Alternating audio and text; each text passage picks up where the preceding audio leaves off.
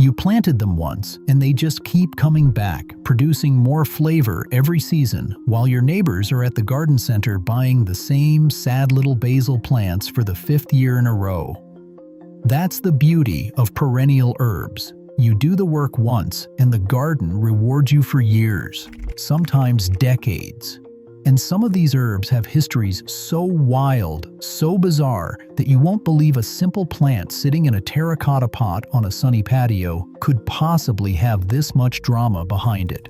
We're talking about an herb that cost more than a pig during the London Plague, another one that was named after mythological creatures famous for their, well, extreme romantic appetites, and one herb so dominant in ancient Rome that it appeared in more recipes than any other seasoning, only to be almost completely forgotten by the modern world.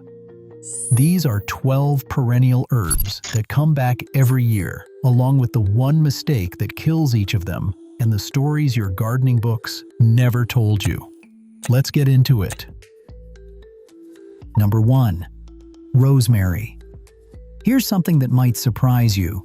Rosemary is technically a sage now. In 2017, DNA analysis forced botanists to reclassify it from its own genus into the Salvia family, which is the sage family. The Royal Horticultural Society officially adopted the change in 2020. So every time you see rosemary at the nursery, you're looking at a sage that nobody calls a sage. Rosemary is a true evergreen shrub, hardy in zones 7 through 10. If you're in Zone 6, look for cold-tolerant varieties like ARP or Hill Hardy. In colder climates, bring it indoors for winter or treat it as an annual. In the right conditions, a single rosemary bush can live 10 to 20 years, growing into a massive woody shrub next to your garden fence. The flavor is intensely piney and resinous with warm notes of eucalyptus and lemon. It is the herb for roasted lamb, focaccia bread fresh from a stone oven, and crispy roasted potatoes. And here's a grilling trick. Use the thick woody stems as kebab skewers. They infuse the meat with rosemary flavor while it cooks over the coals. The number one mistake with rosemary is overwatering. This plant evolved on rocky Mediterranean sea cliffs. The name literally means dew of the sea in Latin. It wants full sun, well-drained sandy soil, and deep but infrequent watering. Soggy roots will kill it faster than a hard frost. And the historical story that makes rosemary unforgettable. During the London Plague in the 1600s, rosemary prices skyrocketed to 6 shillings per plant. A whole pig cost just 1 shilling. People were paying 6 times the price of a pig for a single rosemary bush because they believed it could ward off the plague. It was a key ingredient in the legendary vinegar of the 4 thieves, a concoction supposedly used by grave robbers who looted plague houses without catching the disease. But rosemary's strange history doesn't stop at plague remedies. Number 2. Thyme. Common thyme is a tough little subshrub, hardy in zones 5 through 9. With creeping varieties surviving all the way down to Zone 4. It lives about 5 to 6 years before getting too woody, at which point you simply replace it. Unlike most fresh herbs, thyme actually benefits from long cooking times, slowly releasing its flavor into soups and stews and braises for hours. Give it full sun, lean, well-drained soil, and barely any water. Here's something most people get wrong with thyme. Rich, fertile soil actually weakens the flavor. The plant produces more essential oils when it's a little stressed, growing in poor, rocky ground. So stop being nice to your thyme. Let it struggle. The name thyme comes from the Greek word thumos, meaning courage. Greek soldiers would bathe in thyme-infused water before heading into battle. Medieval ladies embroidered thyme sprigs with a honeybee onto scarves and gave them to their knights heading off to the Crusades. In folklore across Europe, wild thyme patches growing in meadows and forest clearings were supposedly where fairies danced on Midsummer's Eve. But the wildest thyme fact has nothing to do with history. The compound thymol, which is thyme's primary essential oil, is the active disinfectant ingredient in Listerine mouthwash. You've been gargling with thyme extract your whole life and probably had no idea. Now, if thyme is the underrated tough guy of the herb garden, the next herb on this list is the friendly neighbor everybody loves. Number 3. Chives. Chives are one of the hardiest culinary herbs you can grow, thriving in zones 3 through 9. They die back to the ground each winter and pop back up reliably every spring from their underground bulb clumps. And with occasional division every 2 to 3 years, a chive patch will produce fresh harvests, essentially forever. The flavor is the gentlest onion you'll ever taste, with a fresh, grassy quality that's perfect as a finishing herb. Scatter them over baked potatoes, fold them into scrambled eggs, or mix them into cream cheese. Those gorgeous purple globe flowers, completely eatable. Pull the petals apart and toss them into a green salad for a pop of mild onion flavor and stunning color. And if you want a garlic twist, try garlic chives. They're a separate species with flat leaves, white flowers, and a mild garlic flavor that's a staple in Chinese dumplings and stir-fries. One important note: chives lose almost all their flavor when dried. If you want to preserve them, freeze them instead. Chop fresh chives, pack them into ice cube trays with a little water or olive oil, and freeze.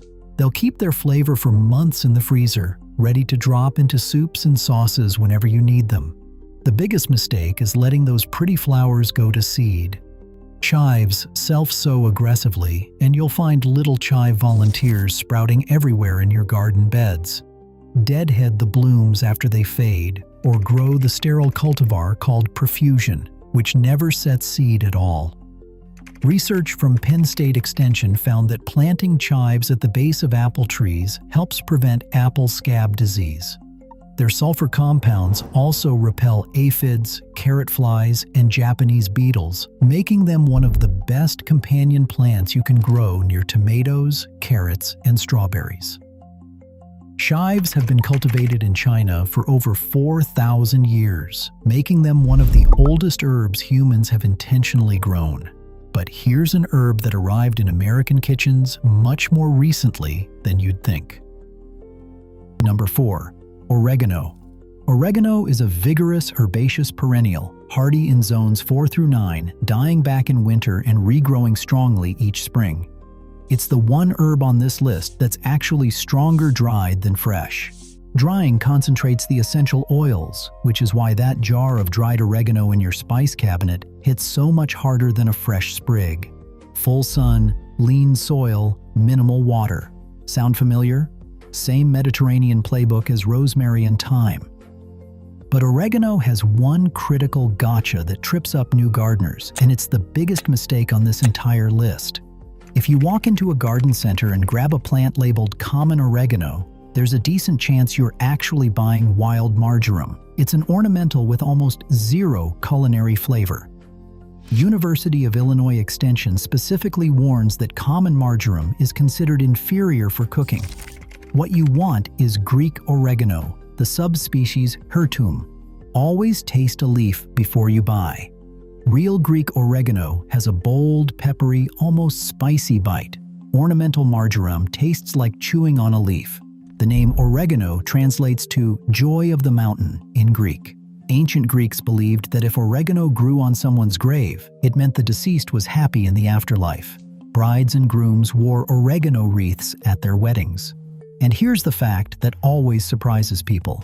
Oregano was virtually unknown in American cooking before World War II. Returning soldiers brought home a craving for pizza and Italian food, and oregano rode that wave straight into every spice rack in the country. Speaking of herbs with outsized historical influence, the next one was so prized that the Chinese would trade their finest tea just to get their hands on it. Number 5. Sage. Common sage is a semi-woody perennial, hardy in zones 4 through 8. It keeps its leaves through mild winters and typically lives 3 to 5 years before becoming too woody and unproductive. When that happens, start new plants from cuttings rather than trying to revive an old, leggy bush. The flavor is warm, earthy, and peppery with undertones of camphor and pine. It's strong enough to overpower a dish if you use too much, but in the right amount. It's absolutely the Thanksgiving stuffing herb, the star of Italian brown butter pasta sauce, and a perfect match for pork sausage and butternut squash. The number one mistake is pruning into old bare wood. Sage cannot regenerate from leafless stems. Once you cut past the green growth into that hard, woody interior, that branch is dead. Always prune above where you can see healthy leaves. Here's the historical bombshell.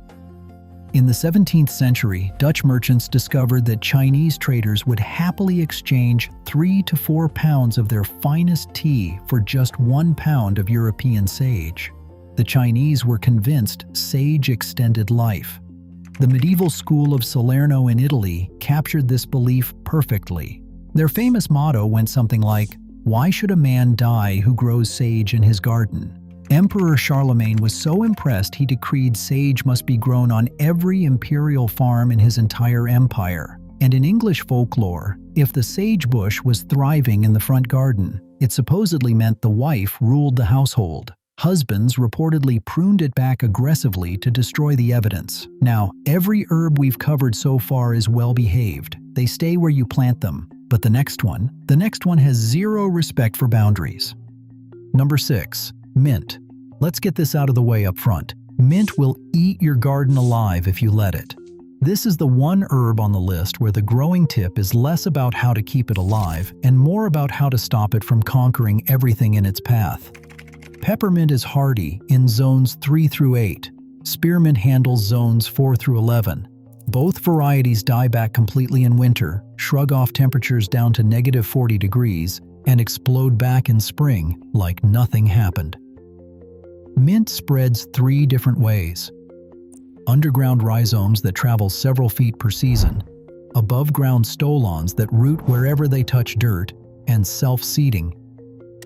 A single peppermint plant can sprawl 4 feet in one growing season. The rhizomes will tunnel under pathways, push through raised bed walls, and pop up in beds on the other side of your garden. The only safe ways to grow mint are in a dedicated container on your porch or patio, in a bottomless bucket sunk at least 12 inches deep in the ground with the rim sticking above soil level, or in a completely isolated raised bed with no way for roots to escape. The name comes from Greek mythology.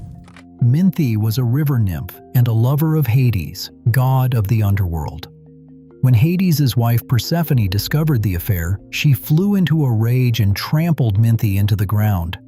Hades couldn't undo the curse, but he gave the crushed nymph a sweet, intoxicating fragrance so she would still be noticed by the world. And 2,000 years later, mint is still impossible to get rid of once it takes hold.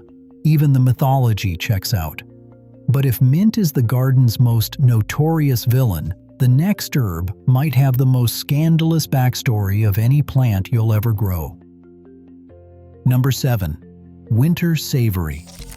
This is the herb named after sex-crazed mythological creatures. Not even exaggerating. Winter Savory is a compact, semi-evergreen subshrub, hardy in zones 5 through 9. It grows 6 to 15 inches tall, stays neatly contained, and was historically used as hedging in Tudor-era knot gardens because of its tidy habit. The flavor is peppery, piney, and intensely savory, like a concentrated blend of thyme, oregano, and black pepper. Before Asian spices reached European kitchens, savory was one of the only peppery seasonings available on the entire continent. The English word savory, meaning tasty and piquant food, literally comes from this herb. The Saxons named the flavor after the plant. Its most famous pairing is beans. In Germany, it's called Bohnenkraut, meaning the bean herb, and the association goes back thousands of years, and it genuinely works. Compounds in savory help reduce the gas-causing elements in beans, so it makes your beans taste better and makes the aftermath more socially acceptable. Win-win. Now the name. Pliny the Elder, the ancient Roman naturalist, named this herb Satyraja, which is derived from the word satyr. Satyrs were the half-man, half-goat creatures of Greek mythology notorious for their absolutely insatiable romantic appetites.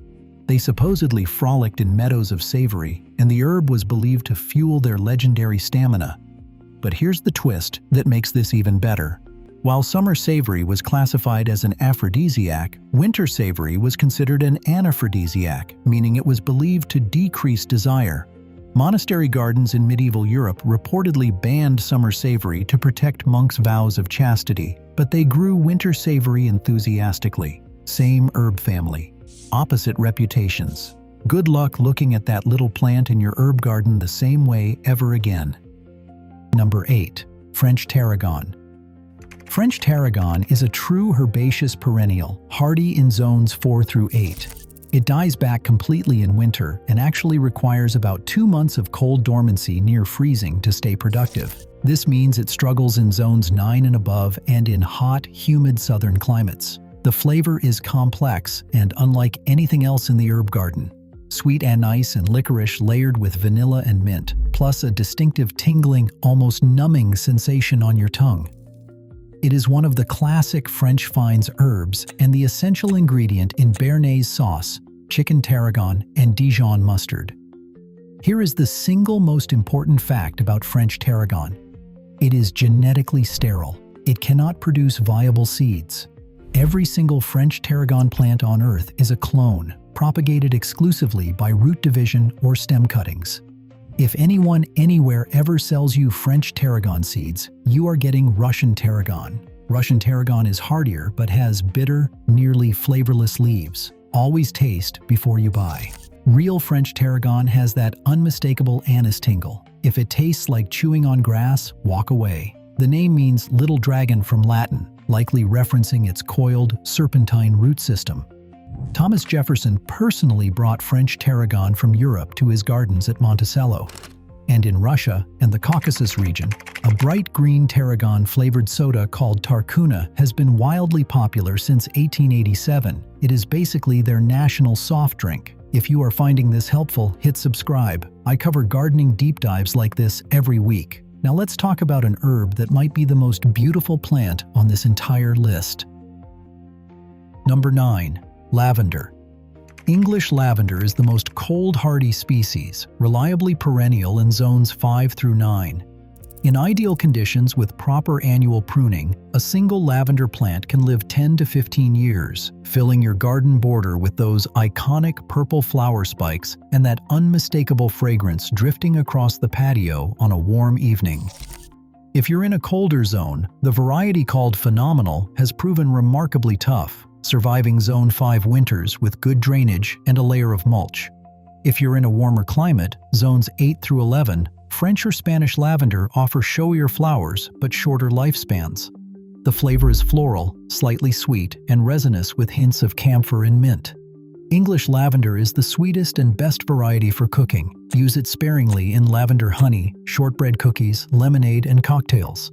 It's a key ingredient in herbe de Provence and pairs beautifully with lemon, berries, chocolate, and goat cheese. Here's the mistake that kills more lavender than winter cold ever does. Overwatering. Colorado State University trials found that the overwhelming majority of lavender losses were caused by waterlogged soil, not freezing temperatures.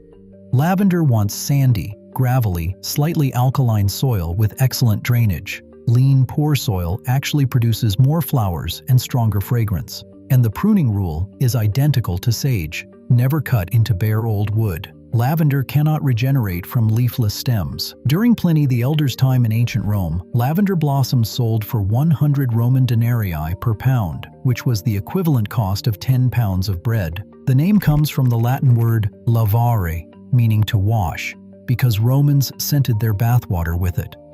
Queen Victoria appointed an official royal lavender purveyor, and Victorian women tucked dried lavender into their clothing to attract suitors. Centuries later, dried sachets remain the go-to moth deterrent for stored woolens and linens. Number 10. Lemon balm. Lemon balm is a member of the mint family, and it acts like it. Hardy in zones 4 through 9, it spreads by both underground rhizomes and aggressive self-seeding. University of Florida Extension puts it bluntly: grow it in a container if you don't want it to spread. Same containment rules as mint apply here: pots, sunken barriers, or the sterile cultivar compacta. The flavor is bright, fresh lemon with subtle mint undertones, more delicate and nuanced than actual lemon juice. It's gorgeous in herbal teas, summer drinks, fruit salads, and light fish dishes. But it loses most of its fragrance and flavor when dried, so always use it fresh. Lemon balm is one of the most historically revered herbs in the world. Pliny the Elder wrote over 2,000 years ago that rubbing lemon balm on beehives encourages bees to return, and beekeepers still use this technique today. The plant's botanical name Melissa literally means honey bee in Greek. In 812 AD, Emperor Charlemagne ordered it planted in every monastery garden across his empire. Benedictine monks called it the elixir of life. In 1611, Carmelite nuns in Paris created a lemon balm tonic called Eau de Carmes, Carmelite water, that became famous across Europe as a restorative. That product is still sold in German pharmacies today, over 400 years later. And modern neuroscience has actually validated what those monks and nuns believed. Studies confirm that lemon balm increases the availability of GABA, a calming neurotransmitter in the brain. We're getting close to the end of the list, and the last two herbs are ones that most gardeners have never even heard of. But centuries ago, they were superstars. Number 11. French sorrel. French sorrel is a true herbaceous perennial, hardy in zones 4 through 9, and it's one of the very first greens to emerge in spring, often weeks before anything else in the garden shows signs of life. The flavor is brilliantly bright, sharp, and lemony tart, like biting into a lemon crossed with spinach.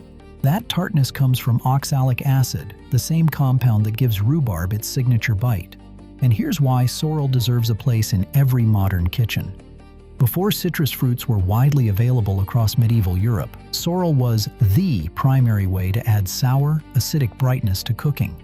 It filled the exact culinary role that lemon juice fills today.